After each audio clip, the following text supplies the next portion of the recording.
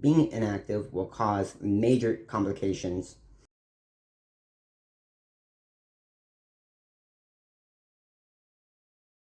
Boom! What's going on, guys? My name is Tom, and I have type 3 osteogenesis imperfecta. Today, we're going to be talking about inactivity, being sedentary. Sedentary means you're inactive. You're not moving the body. You're not pushing yourself to become active. And I'm going to explain why being sedentary is a very bad choice for you. Not just for you as an individual with OI, but for everyone, right? Us humans need activity. When we don't participate in any activity, our body begins to deteriorate over time, right? So by going about lifting weights, exercising, running, jogging, just simply moving the body, right? You create strength, you create muscle, right? Especially when you go about hard, intensive workouts, right? You will develop stronger bones and muscles because of the stress and the pressure from everyday activities. The body has no choice but to develop more resilience in order to go about the daily activities that you're going about, right? So if you're just sitting in the bed all day long or sitting on the couch watching TV and not moving the body, your muscles and your bones will begin to degrade essentially over time. It takes time in order to see this, right? And as a result, you lose muscle mass and bone mass and density, therefore leaving you more vulnerable to fractures. It'll be easier to become fractured, or it'll become easier for you to fracture because the bones and muscles don't have the density nor the strength in order to withstand the pressure or the stress that you're causing, right? So if you're inactive in the first place, and if you notice opening a door, for example, or lifting a simple but yet heavy object, and you encountered an injury, that's because you're not training your body to withstand that type of pressure or stress. So you need to begin to exercise. You need to develop the strength and the muscle mass and the bone density in order to withstand those type of activities that you're going about, right? So opening a door shouldn't cause a fracture. That tells me, because I've been there, guys. I've been there. I've opened a quite heavy door and I fractured my arm. So that just tells me that you're not being active, right? And when I was a kid, I always played video games. Like, that was my life. Playing video games 24/7 was my life, okay? But as a result and as a consequence, I fractured a lot, I didn't know better. Well, I probably did, but I wasn't being mindful or aware of what I was doing because I didn't know that that simple thing would cause an injury. The moral of the story is being inactive will cause major complications, right? For yourself, right? Or as an individual. A person who does not exercise or just sits in bed all day or the couch or even your wheelchair or whatever the case might be causes major complications. You need to stay active. You need to stay consistently active every week. Okay, I'm not saying you need to work out every single day, 7 days out of the week. No, but you need to be active in some way, in some shape and form, right? And I know the severity of OI and stuff like that because I do have it myself, and I've encountered over 100 fractures in my life. So I know how difficult it can be in order to start being active, if that makes any sense. So I'm going to give you guys some tips on how to stay active and how to not be a sedentary person or a couch potato, bed potato, okay? So first thing first, you got to know your limitations, right? You got to know your capabilities. You can't just go dive in and start working out or exercising or wherever the case might be because you may encounter an injury. So with that being said, if you don't know your limitations or capabilities, my best bet is to just move your body around. Get the sense, get the feeling of yourself, right? And then once you've understood yourself and your limitations and how strong you are and your capabilities, then you can begin to progress in getting stronger, right? Developing resilience within yourself. So in order to do that, you need to work out a little bit harder, more intense, right? But we're not gonna go like really intense because of our condition. So we gotta take it very small and essentially go about baby steps, right? In order to climb up the ladder, you need to do baby steps. You can't just go from here and jump all the way up there just because you think you may be strong enough to do certain things. That's not the case. We need to go about baby steps. And this is what I've done, right? So if you're very severe, right, your limitations and your capabilities are low, the best bet for any type of person, especially with OI or any of those who have bone conditions such as elderly people, people who have osteoporosis and so forth, right?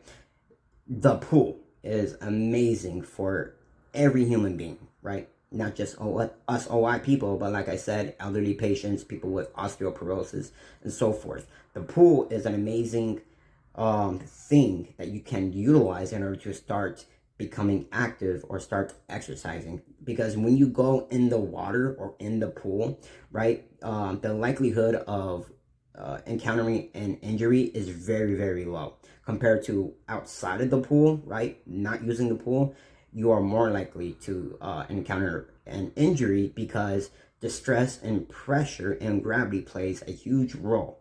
But when you're in the water, gravity, the stress and pressure kind of subsides.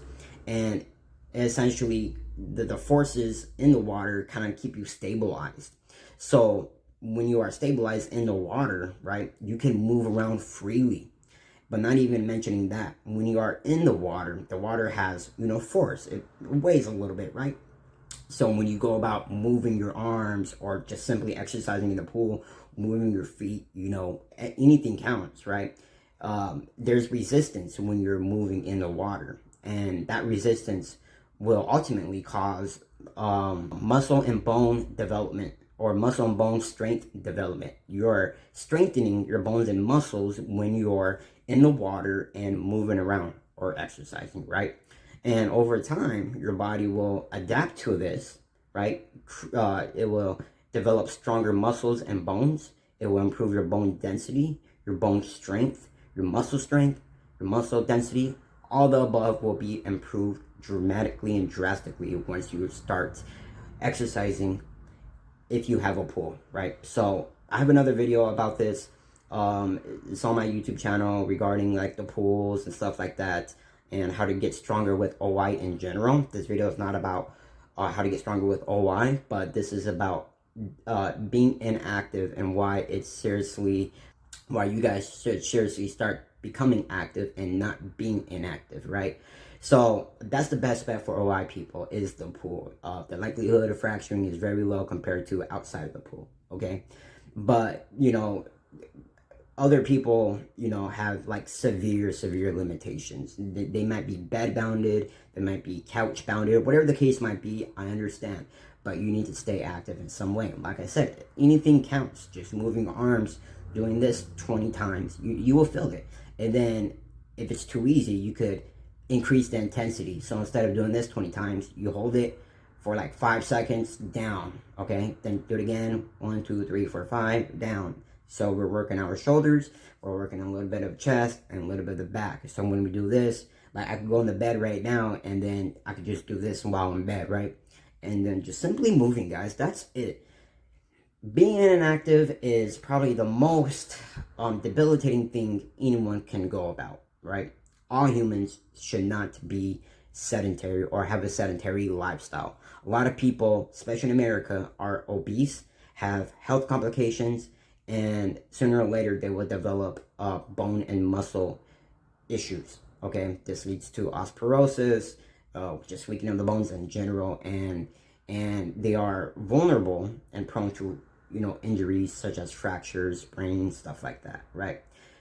Especially if you combine that with a poor diet, right? A poor diet combined with inactivity or a sedentary lifestyle is a recipe for disaster. I cannot stress that enough. Like like you got to pick and choose which one you really want to focus on, right? Do I exercise or I mean, you should all prioritize the healthy aspects, right? Of course, you want to focus on your diet and nutrition and your exercise. They are both crucial, but you can't just do both. If you, as in like, if you're a couch potato, but yet don't want to focus on healthy eating, that's a big no-no. What I'm trying to say is you need to really fix up your lifestyle and really strive for that positive, encouraging type of a lifestyle that will improve your health overall and make you a stronger, more resilient person at the end of the day.